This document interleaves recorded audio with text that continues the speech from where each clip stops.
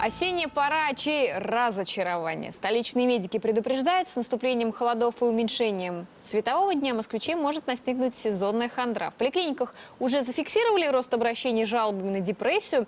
Хмурая осень в условиях мегаполиса традиционно портит настроением тысячи жителей столицы. Однако некоторые страдать не намерены, находят свои собственные способы справиться с плохим настроением. Максим Бойцов собрал лучшие рецепты от сезонной хандры.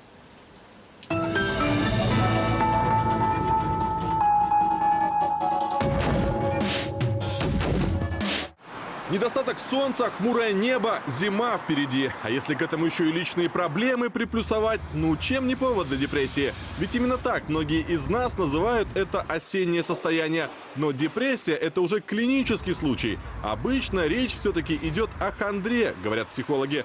Плохое настроение, снижение активности, нежелание общаться с окружающими – основные ее симптомы. Победить сезонное уныние можно, в принципе, самостоятельно. Для кого-то это спорт, для кого-то это может быть какое-то любимое дело, хобби какое-то, да, для какого-то человека это может быть действительно общение, потому что как раз осенью-то все на месте, можно встретиться со всеми. Одной рукой тянемся к ноге, вторую вытягиваем. 2 крюка в потолке, прочный капроновый гамак и грустные мысли можно попытаться из себя вытряхнуть, почти в прямом смысле слова. Флай-йога – нечто среднее между акробатикой, фитнесом и медитацией. Новичкам здесь точно не до хандры. Главное – не оказаться на полу. Руками держишься, прямо вот где я держусь. Да, и ноги пошли. Куда? Вторую загрузку. Все, и руки можно опускать.